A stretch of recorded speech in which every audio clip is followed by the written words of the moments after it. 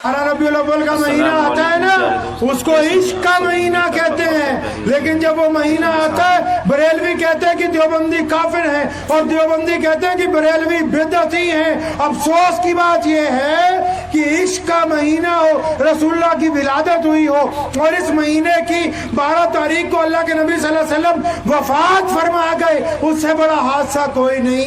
दोनों में से कोई मेरे रसूल की सीरत की बात नहीं करता, रसूलुल्लाह की जिंदगी की बात नहीं करता, एक दूसरे पे इल्जाम लगाने में महीना गुजार देते। रसूलुल्लाह की बात कौन करेगा? कौन क्या करता है इसकी परवाह नहीं है। हजूर अकरम सल्लल्लाहु अलैहि वसल्लम की हदीस पढ़े, हमने किसी मजहब की बुराई नहीं की आज तक। आप भी सीख लीजिए इस काम को। इस्लाम कहता है कि किसी दूसरे के प्रोडक्ट की बुराई ना करो। अगर तुम्हारा किरदार है, दूसरे के किरदार की बुराई ना करो। तुम्हारा कारोबार है, दूसरे के कारोबार की बुराई ना करो। तुम्हारा दीन है, दूसरे के मजहब की बुराई ना करो। फिर करे क्या? फरमाया कि ऐसा करो ना, अपना माल इतना अच्छा बनाओ कि दुनिया सिर्फ उसी को खरीदे। अगर दूसरों की बुराइयों में लग गए फिर तुम्हारा माल नहीं बिकेगा। अपना किरदार अच्छा बनाए। करेंगे जी इंशाअल्लाह। तो कहां से शुरू करेंगे इंशाअल्लाह? अपने घर से शुरू करना है। करेंगे इंशाअल्लाह घर से करेंगे। सारे मौलवी बैठे हैं, जिम्मेदारी से तुम्हें बता रहा हूं। नमाज के लिए वजू, और बोल लो बिरयानी खवाइए ना दोनों। नमाज के लिए वजू जरूरी है। नमाज के लिए माँ बाप की रजामंदी भी जरूरी है। अगर माँ बाप नाराज हैं तो फर्ज अदा होगा, नमाज कबूल नहीं होगी।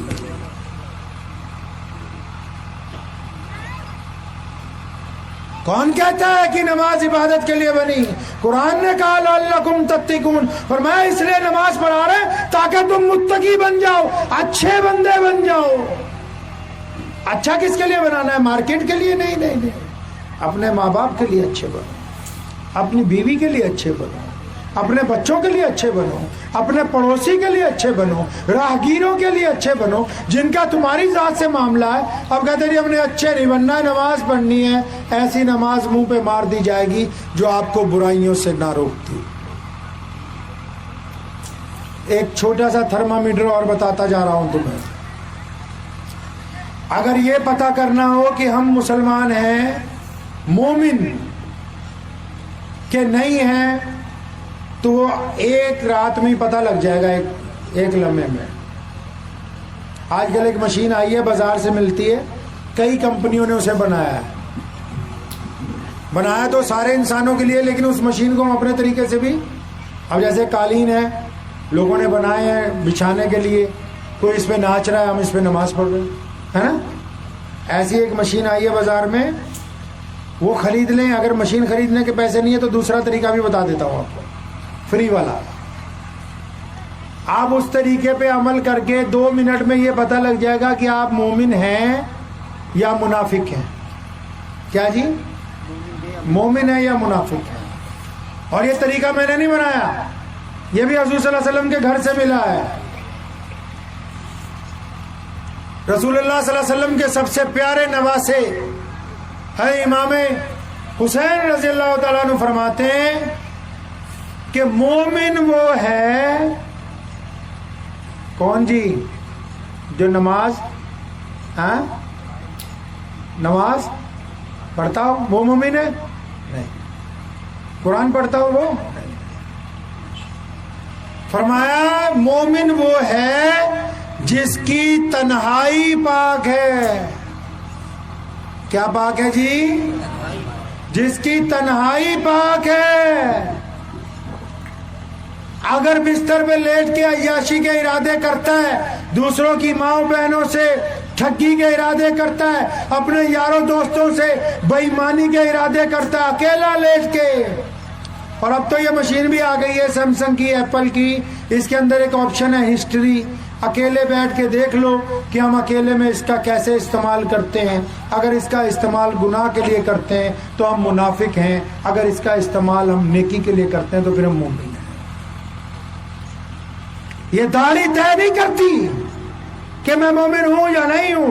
میری تنہائی طے کرے گی کہ جب میں بستر پر، جب میں کسی ہوٹل کے کمرے میں یا سفر میں یا چلتے پھرتے اکیلا ہوتا ہوں، اس وقت کیا ارادہ، اس وقت کیا ارادہ ہے مولوی صاحب کا، اس وقت خان صاحب کا کیا ارادہ ہے، اس وقت انصاری صاحب کیا سوچتے ہیں. اگر وہ سوچ پاک ہے تو آپ ایمان والے، اگر وہ سوچ نہ پاک ہے تو ابھی آپ مومن نہیں بنے. تو اس لیے اپنی سوچ کو بدل لیں. بدلیں گے انشاءاللہ. اللہ معاف کرنے والا. اللہ اب جب بھی آپ معافی مانگیں گے اللہ آپ کو معاف کرے. میں ابھی گیا کھتولی، جا رہا تھا کہیں، وہاں مسجد اکبر خان ہے کھتولی میں نا ہائی وے پہ، اس کے ساتھ گلی میں ایک اور مسجد ہے، ہمارے حکیم صاحب وہاں رہتے تھے، ان کا انتقال ہو گیا. میں گیا، اب نماز پڑھنے کے لیے مسجد میں گھسا تو اوپر ہی ایک بہت بڑا بورڈ لگا ہوا تھا. آپ یقین مانو میں پڑھ کے ایک بار باہر ہی آ گیا. اس پہ لکھا تھا کہ اگر تمہاری ایک نماز چھٹ گئی تو اتنے 1000 سال جہنم میں تمہارے پٹے لگیں گے. اب جیسے ہی میں وہ پڑھا میں باہر آ گیا فوراً.